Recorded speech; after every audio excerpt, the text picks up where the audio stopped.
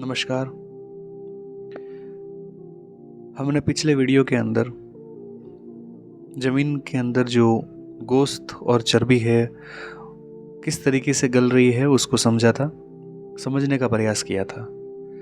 ठीक वैसे ही अभी हम एक टॉपिक लेंगे, एक पैराग्राफ है, पहले हम उसको पढ़ लेते हैं, उसके बाद में फिर इसको डिटेल से समझेंगे साइंटिफिक टर्म के हिसाब से। आज के वर्तमान परिप्रेक्ष्य में इस पैराग्राफ के क्या मायने हैं उन चीज़ों को समझने का प्रयास करेंगे। ठीक है, देखिए पैराग्राफ के अंदर किस बारे में बात लिखी हुई है। तो ठीक है, यहाँ लिखा हुआ है, जमीन को बीमार करके ऐसा कमजोर कर दिया है कि चर्बी तक गल गई है। अब हमने पढ़ा था चर्बी किसे कहते हैं, तो जो चर्बी है वो सोने चांदी की खाने हैं, मिनरल्स, जिसको हमने हमारे पिछले वीडियो में पढ़ा था, तो वो सब गल गई है। सो ऐसे ऐसे रोग तो जमीन माता को जाहिर ही है। जाहिर का मतलब सबको दिख रहे हैं, मतलब ये ऐसे रोग है जो हमको स्पष्ट रूप से पता चल रहा है। जमीन बंजर हो रही है, अंदर से पोली हो रही है, ठीक है, कीड़े हो रहे हैं उसके अंदर। तो ये चर्बी गल जाने से जो रोग हो रहे हैं वो जाहिर रोग है, जो हमें सबको, हम सबको, चाहे वो जमीन माता की पहचान से वाकिफ हो या ना हो, उसको अपनी आंखों से दिख रहे हैं।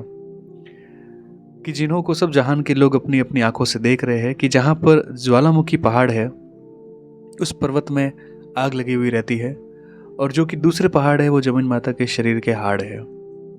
सो इसी तरह से ज्वालामुखी पहाड़ भी जमीन माता के शरीर का हाड़ है, और जो कि ज्वालामुखी पहाड़ में आग लगी हुई रहती है वो रोग है।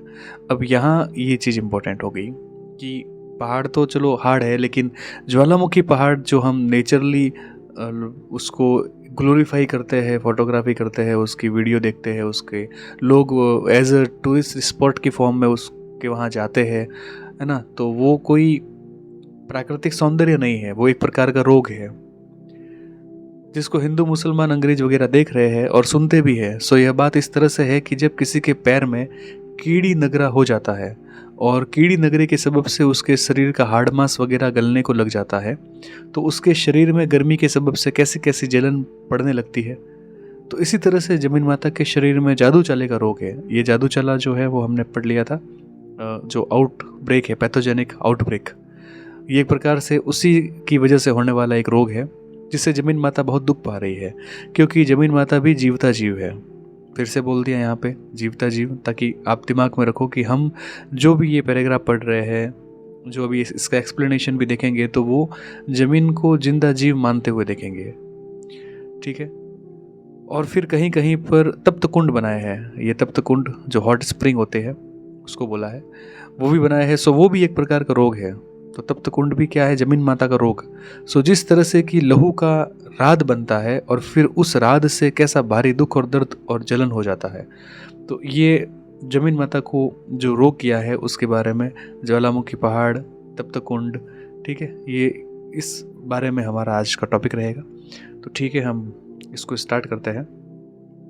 देखिए, सबसे पहली चीज़ तो हमने यहाँ पे कुछ फ़ोटो लिए हैं ताकि थोड़ा समझने में आसानी रहे। जैसे ये है फ़ोटो, देखिए, जितने भी जो पहाड़ होते हैं, ठीक है, ये पहाड़ जो है वो वास्तव में क्या है? माउंटेन्स जो है वो जमीन माता की हड्डियाँ है, ऐसा मान लेते हैं हम। ठीक है, एक शरीर है जमीन माता का, तो जमीन माता की जो शरीर की हड्डियाँ है वो सारी की सारी हड्डियाँ पहाड़ों के रूप में है जो हमें दिखाई दे रही है। हालांकि बहुत कम लोग इसको रिलेट करते हैं अपने शरीर से, लेकिन क्योंकि हमारा टॉपिक तो रिलेट करने वाला है, इसलिए हमें रिलेट करना पड़ेगा। हम इंसानी शरीर से जमीन माता की तुलना कर रहे हैं, तो पहाड़ जमीन माता की हड्डियाँ है। और ठीक वैसे ही जो ज्वालामुखी पहाड़ होते हैं, ज्वालामुखी पहाड़ होते हैं, ये ज्वालामुखी पहाड़ जो वोल्केनो होते हैं, ये एक प्रकार से वो हड्डी है जमीन माता की जिसके अंदर आंतरिक संक्रमण हो गया है। मतलब एक प्रकार से इंटरनल इन्फेक्शन। तो ये दिमाग में रखो आप ज्वालामुखी पहाड़ क्या है? वास्तव में हड्डियों के अंदर फैलने वाला एक संक्रमण, इंटरनल इन्फेक्शन है। अब इसको हम हमारे शरीर से तुलना करके थोड़ा सा ध्यान केंद्रित करते हैं। देखिए, ये एक फोटो है बीमारी का। कौन सी बीमारी है ये? इसको बोलते हैं कीड़ी नगरा। जो हम पढ़ रहे थे अभी कि जिस प्रकार इंसान के पैर में कीड़ी नगरा हो जाता है, कीड़ी नगरा जो है इसको अंग्रेजी में बायोलॉजी की टर्म के अंदर बोलते हैं गैंग्रीन। तो ये है गैंग्रीन, या फिर इसको आप ओस्टियोमाइलिटिस की फॉर्म में भी समझ सकते हैं। दोनों ही कंडीशन में आप देख रहे हो जो टिश्यू है वो पूरी तरीके से डेड हो गया है। ठीक है, ये अंगूठा, अंगुली, ये नाखून, ये सब कुछ पीले, और जो टिश्यू है वो मर जाने की वजह से ये पूरा का पूरा ब्लू कलर का हो गया है। जो मालूम चल रहा है कि ये यहाँ से अंदर से पूरा सड़ चुका है। तो मनुष्य के पैर के अंदर जैसे कीड़ी नगरा होता है, तो कीड़ी नगरे की वजह से मतलब कौन सी बीमारी है यहाँ पे? ये गैंग्रीन, या फिर आप इसको ओस्टियोमाइलिटिस भी बोल सकते हैं। ओस्टियोमाइलिटिस क्या होता है? इस बीमारी की वजह से हड्डियां जो होती है, हड्डियां सड़ने लगती है, और जब ये सड़ जाती है तो फिर उसके ऊपर का मांस गलने लगता है। तो हड्डियां सड़कर गलना शुरू कर देती है। ये इस बीमारी के लक्षण है। और फिर उसके बाद में देखो यहाँ पर ये जो चीज़ें हैं, ये घुटना है, ये अंदर से हड्डी पूरी सड़ चुकी है। तो हड्डी पूरी सड़ करके अंदर का जो पूरा मांस है वो भी गल गया है, और गलने से इसके अंदर क्या हो गया है? राद, जिसको हम कह रहे हैं मैलिग्नेंट पस। मैलिग्नेंट पस, तो ये राद हो गया है पूरा। ठीक है, इसमें से रस्सी निकलती है और पूरा सड़ चुका है। तो हड्डियाँ थी, मजबूत थी, लेकिन बाद में जब ये इसके अंदर रोग हुआ कीड़ी नगरा, तो हड्डियाँ गल गई, मांस गल गया, सड़ गया, और उससे राद निकल रहा है। और ये राद जो है, आप देखोगे मैलिग्नेंस जो पस होता है ना, वो गर्म होता है। हमारे शरीर में भी आपके कहीं पे कीड़ी मतलब कहीं पर अगर फोड़ा फुंसी हुआ है तो आप महसूस कर पाएंगे कि जो है वो गर्म होता है। ठीक इसी तरीके से जो ज़मीन माता है, ज़मीन माता के अंदर भी ये एक प्रकार से कीड़ी नगरे का रोग है। और इस कीड़ी नगरे की रोग की वजह से इस प्रकार से आपको ज्वालामुखी पहाड़ जो है उसके अंदर का जो पूरा का पूरा ये लावा है, वास्तव में ये एक प्रकार से रात है। तो हम कह सकते हैं कि ज्वालामुखी पहाड़ जहाँ से ज्वाला निकल रहा है, ये इंटरनल इन्फेक्शन है ज़मीन माता का।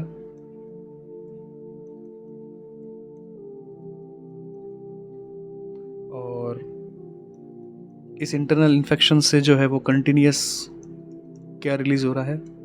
बस, जिसको हिंदी में राद कहते हैं। और वास्तव में एक प्रकार से ये क्या हो गया है? नासूर, कंटिन्यूस निकल रहा है ये हमें समझना है। तो हमने इंसान के शरीर की एक बीमारी की तुलना ज़मीन के साथ में करके और समझने का प्रयास किया है। अब होता क्या है, देखो, जब ये सारी चीज़ें होती है, जब ये ज्वालामुखी पहाड़ या जो तप्त कुंड है मतलब हॉट स्प्रिंग, तो तप्त कुंड या जब लावा पैदा होता है तो माँ के शरीर की जो जियोथर्मल बैलेंस है, जियोथर्मल बैलेंस, ये गड़बड़ा जाता है, इसके अंदर हो जाती है गड़बड़। तो जब गड़बड़ हो जाती है तो उस गड़बड़ की वजह से ये यहाँ से जो एनर्जी है वो बाहर की तरफ रिलीज होगी। ठीक है, तो जियोथर्मल बैलेंस के बिगड़ जाने पर एनर्जी रिलीज होती है और वहाँ पर कहीं कहीं पर तप्त कुंड बन जाते हैं, कहीं पर जो है वो लावा निकलने लग जाता है। तो ये एक प्रकार से है बीमारी। तो ये फ़ोटो है जिसमें आप थोड़ा समझ सकते हो हमारे शरीर से तुलना करके इस चीज़ को। ये हमें थोड़ा सा ध्यान रखना है। अब देखिए, क्योंकि ये हम जान क्यों नहीं पा रहे हैं, सबसे बड़ी चीज़ क्या है कि जो धरती है, जैसे हम मदर अर्थ बोल रहे हैं, माँ बोल रहे हैं, ये क्या कर रही है, भीतर से अभी जल रही है। दिख रहा है सबको? पर हम क्या कर रहे हैं? हम तमाशा कर रहे हैं, हम तमाशा देख रहे हैं। तो सबसे बड़ा जो प्रश्न आता है वो ये है कि अगर माँ जो है वो भीतर से जल रही है और हम तमाशा देख रहे हैं, तो ऐसा क्यों है? इसका एक ही आंसर है, क्योंकि हमें अभी तक जमीन माता के शरीर की पहचान नहीं है। और जिस दिन जमीन के शरीर की पहचान हमको हो जाएगी, उस दिन हम इन सारी चीज़ों को रिलेट कर पाएंगे और फिर इसके बाद में ही इसका इलाज हो पाएगा। क्योंकि अभी तो शरीर की ही पहचान नहीं है, तो आप बीमारी का इलाज कैसे करेंगे? तो ये था थोड़ा सा। अब देखिए, हम वापस से अपने टॉपिक पे आते हैं। ये तप्त कुंड या जो ज्वालामुखी पहाड़ है, जिस तरह से किसी भी घाव के अंदर आप कोई भी घाव देखेंगे तो घाव में होता क्या है, लगातार उस घाव के अंदर से गर्म जो पीप होती है ना, जिसको हम रात कह सकते हैं, मैलिग्नेंट जो पस है, वो निकलता रहता है बाहर की तरफ। ठीक है। तप्त कुंड क्या है? तप्त कुंड भी वास्तव में एक प्रकार से वैसे ही घाव है। अब ये तप्त कुंड जमीन के भीतर की जो हड्डियां होती है, ठीक है, जो भीतर की हड्डी, भीतर की हड्डी मतलब, भीतर की हड्डी का मतलब क्या हो गया, जो चट्टान है भीतर की, है ना, पहाड़ की जो चट्टान है जमीन के अंदर, और जो भीतर का मांस है, मांस का मतलब मिट्टी। तो चट्टान और मिट्टी, इन दोनों को ही गला करके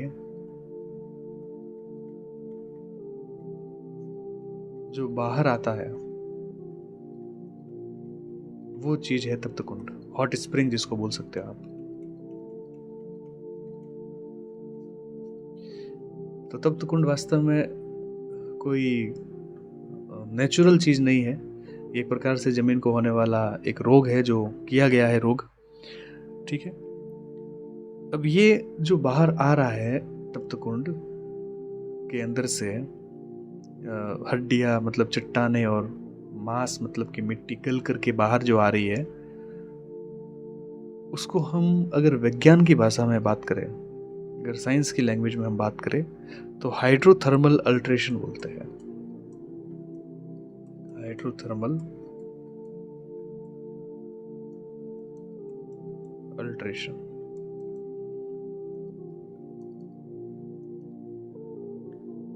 इसमें क्या होता है हाइड्रोथर्मल अल्ट्रेशन के अंदर?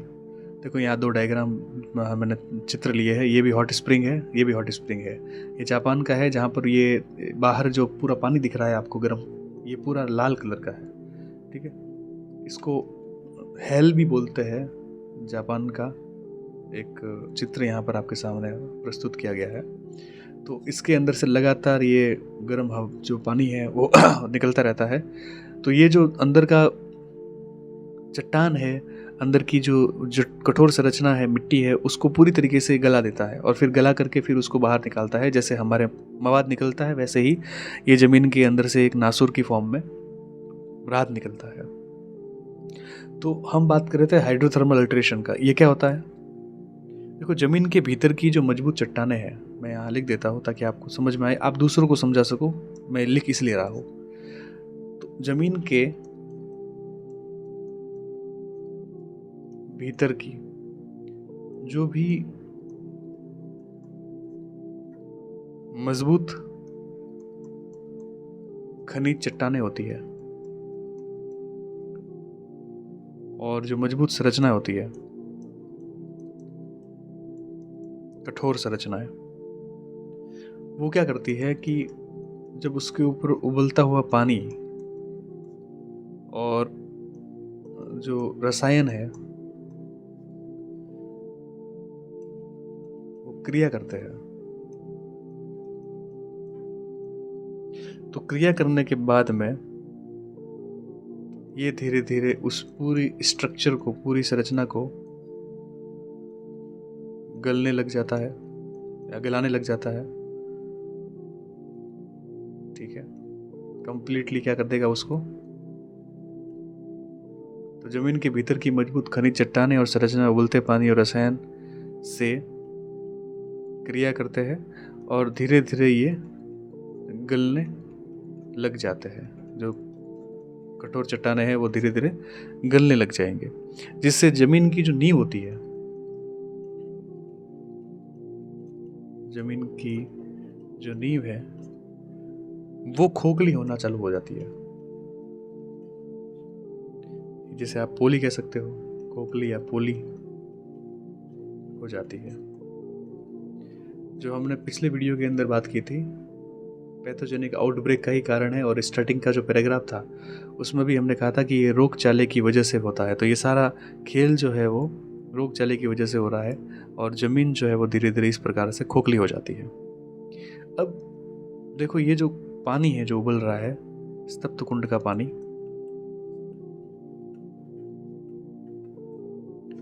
ये पानी केवल गर्म नहीं होता है ना,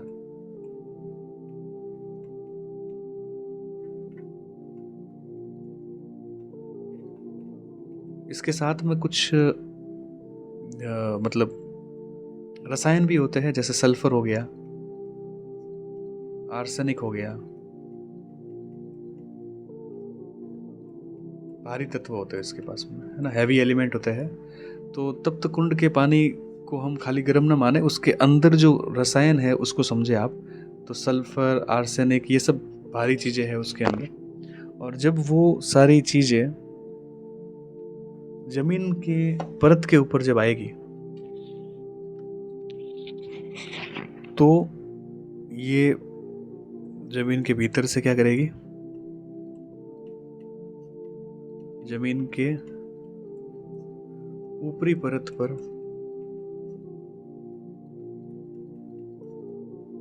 आती है। तो फिर जो उपजाऊ जमीन होती है, उपजाऊ जमीन, उसको कन्वर्ट कर देती है बंजर के अंदर, बंजर जमीन में। ठीक है, तो उपजाऊ जमीन पूरी तरीके से नष्ट हो जाती है उस गर्म पानी और भारी तत्वों की वजह से। तो जहाँ जहाँ आप तप्त कुंड देखोगे, है ना, वहाँ पर आप देखोगे कि पूरा एरिया बंजर हो गया है। तो बंजर होने की वजह वास्तव में उस पानी के अंदर मिलने वाले भारी तत्व होते हैं। वहाँ पर आप देखोगे तप्त कुंड वाली एरिया पे ना तो कोई बीज अंकुरित हो पाएगा,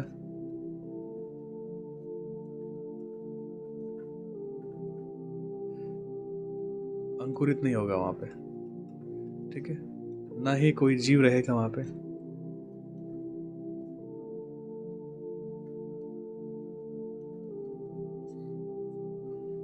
कुछ एक बैक्टीरिया होते हैं जो उस 70 डिग्री टेम्परेचर से भी अबव टेम्परेचर पे रह सकते हैं, आर्की बैक्टीरिया होते हैं वो, ठीक है। लेकिन बाकी जो हमारे लिए जो यूज़फुल है ये, वो वहाँ पर नहीं हो सकते, पूरी ज़मीन खराब हो जाती है। तो एक हिसाब से हम देखें तो जहाँ जहाँ पर तप्त कुंड होंगे वो ज़मीन का एरिया या ज़मीन का अंग, या जहाँ पर ज्वालामुखी पहाड़ है वो एरिया ज़मीन का एक ऐसा अंग है जो पूरी तरीके से अब क्या हो गया है, अपंग हो गया है, खराब हो गया है।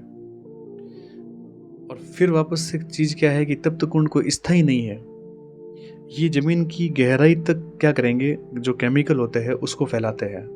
तो तप्त कुंड के अंदर क्या होगा कि ये जो है वो ज़मीन के अंगों के अंदर फिर वापस से, ये हमने जो स्टार्टिंग में कहा था कि इंटरनल एक प्रकार से इन्फेक्शन है, ये आंतरिक संक्रमण के रूप में क्या करता है, ज़मीन के अंदर ही अंदर, ठीक है, फैलता जाता है। ज़मीन के अंदर फैलेगा ये।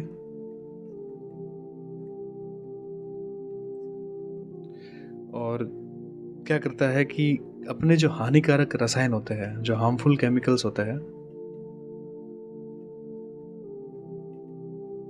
उसको एज अ कैंसर कैसे फैलता है शरीर में, वैसे ही ये पूरे शरीर के अंदर जो है वो गहरी परतों के अंदर रिस जाता है। तो फिर एक नस से दूसरी नस के अंदर ये चला जाता है, जमीन के अंदर एक नस से दूसरी नस, और इस तरीके से दूसरी नस को भी इन्फेक्ट कर देगा, क्योंकि ये स्थायी नहीं होते। तब तक कुंड जो है वो अंदर से अपने लिए जो है वो जगह ढूंढते हैं, और जैसे जैसे वो राद जो है अंदर की तरफ रिश्ता है, वैसे वैसे वो दूसरी नसों को भी, जमीन माता की जो दूसरी नस है उसको भी इन्फेक्ट करता है, और उसकी वजह से नई जगह पर भी ऐसे तप्त कुंड बन जाते हैं। तो ये क्या करते हैं, कंप्लीट जो वाटर साइकिल होती है उसको भी जहरीला कर देते हैं। अब क्योंकि हमारा टॉपिक ही ज्वालामुखी पहाड़ तप्त कुंड ये है, फिर से हम बात कर लेते हैं ज्वालामुखी पहाड़ की। देखो, पहले समझो पहाड़ किस लिए ज़रूरी है। हमारे बॉडी के अंदर हड्डियाँ जो है वो क्यों ज़रूरी होती है, पहले अगर आप उसको समझ में आ गया तो इसका मतलब समझ में आ जाएगा। हड्डियों का काम होता है संरचना बनाना, ये हमारे शरीर की संरचना बनाती है, ठीक है। फिर ये आंतरिक मजबूती पैदा करती है, इसी के बूते हम खड़े होते हैं, चलते हैं, फिरते हैं, बैठते हैं। संरचना भी बनाएगी हमारे शरीर के और मजबूती प्रदान करेगी। सेम काम जमीन के अंदर भी पहाड़ों का यही है। पहाड़ का मेन काम होता है कि शरीर की संरचना बनाना, जमीन की शक्ति जो है उसके संतुलन को मेंटेन करना। लेकिन होगा क्या कि जब ज्वालामुखी पहाड़ होंगे तो जो संतुलन है जमीन का वो बिगड़ जाता है, और जब संतुलन बिगड़ जाता है तो ज्वालामुखी पहाड़ या फिर जो तप्त कुंड है उससे जो नींव खोखली होती है जमीन के नीचे की, जो नींव खोखली है, उस खोखली होने की वजह से जमीन जो है वो अपना भार, अपना संतुलन नहीं कर पाती।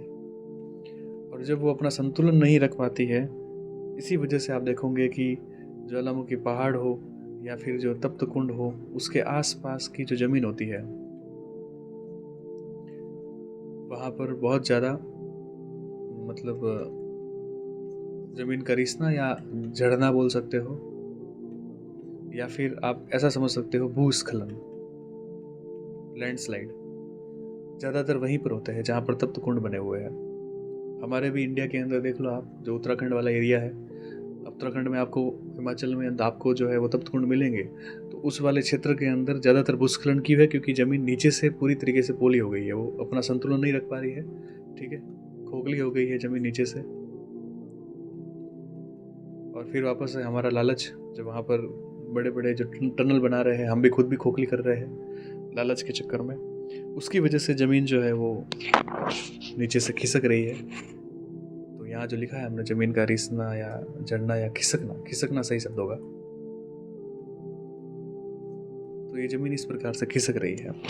इस चीज़ को थोड़ा सा हमें समझना चाहिए कि कैसे ज़मीन को जो है वो बीमारियाँ हो रही है। अब मैं आपको एक रेफरेंस देता हूँ, एक बुक है द कंट्रोल ऑफ नेचर नाम की किताब, द कंट्रोल ऑफ नेचर, ठीक है, इस किताब का नाम है, और इसको लिखने वाले थे जॉन मैफ्की, ये इन्होंने लिखी थी। इसमें क्या बताया है हम वो समझते हैं। इसमें बताया है कि जो जियोथर्मल एनर्जी है उसके अंदर इम्बैलेंस हो गया है। जियोथर्मल एनर्जी जो धरती के अंदर की, जो धरती के आंतरिक जो ऊर्जा है, जो उसको संभाल के रख रही है, उसके अंदर हो गया है इम्बैलेंस। और जब उसमें इम्बैलेंस हो जाता है तो वो एक प्रकार से बाहर की तरफ आउटब्रेक करती है, और कंप्लीट जो वहाँ का इकोसिस्टम होता है उस एरिया का, ठीक है, जो पर्टिकुलर जो एरिया है उसके इकोसिस्टम को वो कर देगी डिस्ट्रॉय, एक प्रकार से बर्बाद कर देती है, तबाह कर देती है। ठीक है, जैसे रात जो है वो बाहर निकलेगा, सिंपल सी बात है, तो जहाँ रात बाहर निकलेगा, जहाँ पर पस बाहर निकलेगा, जहाँ पर मैलिलेंट पस बाहर निकलेगा, वहाँ पर उस क्षेत्र का पूरा इकोसिस्टम तबाह हो जाएगा, वहाँ पर जो मिट्टी है वो ख़त्म हो जाएगी। तो इस चीज़ को जॉन मैफ्की ने एक नाम दिया है जिसको कहते हैं हम हिंसक बुखार।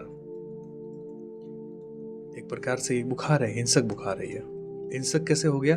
क्योंकि वो अपने ही जो पैदाइश है, अपनी ही कुदरत को तबाह कर रही है। जो रात, जो जैसे ज्वालामुखी आप देखोगे, जब ज्वालामुखी वॉल्केनिक इरप्शन होता है, वो जब ज्वालामुखी का पहाड़ जब फटता है तो आसपास का पूरा जो एरिया है वो तबाह हो जाता है। वहाँ की वनस्पति, वहाँ के जीव जंतु सब खत्म हो जाते हैं। फिर वापस वहाँ पर जहरीली गैस निकलती है, तो उसकी वजह से सांस लेने में समस्या होती है। जो राख निकलती है वो कई महीनों तक जो है वो बादलों के अंदर रहती है। तो एक हिसाब से देखा जाए तो एक प्रकार से ये हिंसक ही हो गया है उस क्षेत्र के लिए। और बुखार क्यों है? क्योंकि एक प्रकार से बीमारी है ये। तो हिंसक बुखार कहा है जॉन मैफ्की ने इसको धरती का।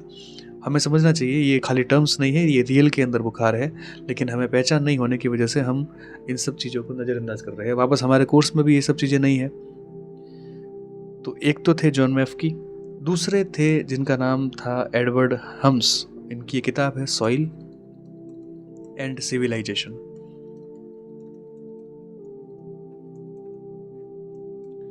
सॉइल एंड सिविलाइजेशन जो लिखी है एडवर्ड हेम्स ने, इन्होंने क्या कहा है देखो, कि जो मिट्टी होती है उसके ऊपर की परत, जो हमने पिछली वीडियो में बात की थी, जो ह्यूमस बोलते हैं हम, तो मिट्टी के ऊपर की परत में जीवन है, ये इन्होंने कहा था। अब जीवन क्यों है? क्योंकि वो ऑर्गेनिक है पूरी की पूरी, उसके अंदर ह्यूमस के अंदर मिनरल्स मिले हुए हैं, और ये दोनों ही चीज़ें जो है वो पेड़ पौधों को पोषण देने का काम करेंगे। लेकिन जो तप्त कुंड होते हैं, जो हॉट स्प्रिंग होती है, ये तप्त कुंड क्या करते हैं? इस ऊपर की परत को पूरी तरीके से नष्ट कर रहे हैं। ठीक है, और ये जब पूरी तरीके से इसको नष्ट कर रहे हैं, तो उसके लिए इन्होंने एक पर्टिकुलर वर्ड का यूज़ किया, और वो वर्ड है जलता हुआ अल्सर, बर्निंग अल्सर।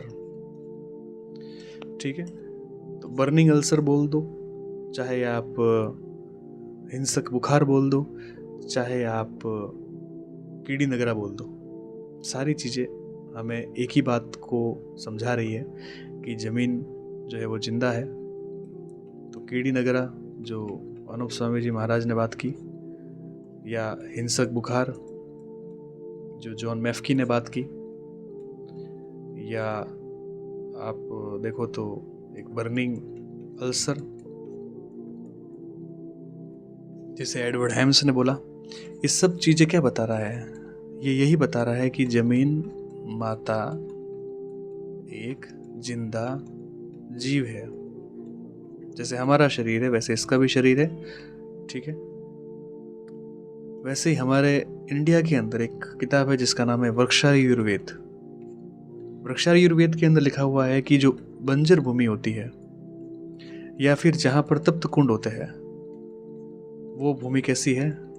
त्याज्य भूमि है। त्याज्य भूमि का मतलब होता है उस भूमि को छोड़ देना चाहिए। वहाँ पर किसी प्रकार की खेती नहीं हो सकती, कृषि नहीं हो सकती, वहाँ पर वो जहरीली ज़मीन है, वहाँ पर कोई उगेगा नहीं, और जो भी चीज़ें होगी उसके अंदर जहर होगा। तो वो ज़मीन जो है वो छोड़ देनी चाहिए, क्योंकि वो ख़राब हो चुकी है। ये किताब के अंदर लिखा हुआ है। और इसने भी एक इसको बीमारी बोला है, वो है पित्त का प्रकोप। तो हमारे लिए एक और टर्म आ गई कि चाहे आप कीड़ी नगरा बोलो तप्त कुंड या ज्वालामुखी वाले एरिया को, चाहे आप हिंसक बुखार बोलो, चाहे आप बर्निंग अल्सर बोल दो, या फिर आप बोल दो पित्त का प्रकोप, सारी चीज़ें एक ही है। ठीक है, जो एक ही तरफ इशारा कर रही है। अब इन सारी चीज़ों को जानते हुए हम यहाँ तक तो समझ चुके हैं कि मैक्सिमम जो साइंटिस्ट थे उन्होंने जो धरती से अपने आप को, अपने शरीर को रिलेट करके पढ़ते हैं, उन्होंने काफ़ी अच्छी बातें हमें समझाई है और उन सभी को मैं एक जगह पे लेकर आया हूँ। उसके साथ में ही कुछ और भी साइंटिस्ट हैं, तो मैं उन साइंटिस्ट ने क्या बात बताई है वो आपको थोड़ा सा पढ़ के सुना देता हूँ। उन्होंने, जैसे कि देखो, एक साइंटिस्ट हुए हैं जेम्स लेवलॉक। इनकी किताब थी जिसका नाम है गाया, a new look at life on earth. उसमें प्रमाणित किया है कि पृथ्वी क्या है, एक स्वविनियमित जीवित जीव, सेल्फ रेगुलेटिंग लिविंग ऑर्गेनिज्म है ये। पृथ्वी का वायुमंडल और उसकी सतह एक एकल जीवित प्रणाली का हिस्सा है। जब हम इसकी एक नस मतलब नदी या एक हड्डी मतलब पहाड़ को नुकसान पहुंचाते हैं तो पूरे शरीर में संक्रमण फैल जाता है। तो ये जेम्स लेवलॉक का कथन था। फिर एक और बड़े दार्शनिक हुए हैं खलील जिब्रान। उन्होंने कहा है कि धरती के दर्द को खलील जिब्रान ने अपनी कविताओं में माँ के रुदन के रूप में पेश किया है, जैसे एक माँ रो रही है, और लिखा है, क्या तुम मिट्टी की सिसकियाँ नहीं सुनते? जब तुम उसके सीने पर हल चलाते हो तो वह मुस्कुराती नहीं, बल्कि अपने कटे हुए घावों से तुम्हें जीवन देने की कोशिश करती है। हम उसकी संतानों ने उसे केवल घाव दिए हैं। ये खलील जिब्रान के शब्द थे। नोबेल पुरस्कार विजेता स्विट्जर जो है, उन्होंने अपनी किताब सिविलाइजेशन एंड एथिक्स, उसमें लिखा है कि हम पृथ्वी को एक बेजान वस्तु समझकर भूल रहे हैं, या हम समझने की भूल कर रहे हैं। मानव ने अपनी माँ मतलब ज़मीन के साथ एक परजीवी जैसा व्यवहार किया है। वह तब तक उसका खून चूसता रहता है जब तक कि वह मृतप्राय न हो जाए। ज्वालामुखी उस दर्द की अंतिम चीख है जिसे दुनिया नज़ारा समझती है। डॉक्टर वेंडना सिवा ने making peace with the earth में बताया है कि मिट्टी के बांझपन और उसकी बीमारियों को आधुनिक सभ्यता का सबसे बड़ा पाप बताया है। मिट्टी अब जीवित नहीं रह गई है, वह केवल रसायनों का एक बर्तन बन गई है। हमने उसके भीतर के सूक्ष्म संसार का नरसंहार कर दिया है। यह उसकी देह का गलाना ही तो है। तो ये जो जमीन को जिंदा समझते हैं उन वैज्ञानिकों की एक सोच है, उन दार्शनिकों की, उन साधु महात्मा की एक सोच है। तो हम यहाँ पर इसी चीज़ को समझ रहे थे कि ज्वालामुखी, पहाड़ और जो तप्त कुंड है, ये किसी भी प्रकार से एक प्रकार मतलब कुदरत का करिश्मा नहीं है, ये ज़मीन की बीमारी है।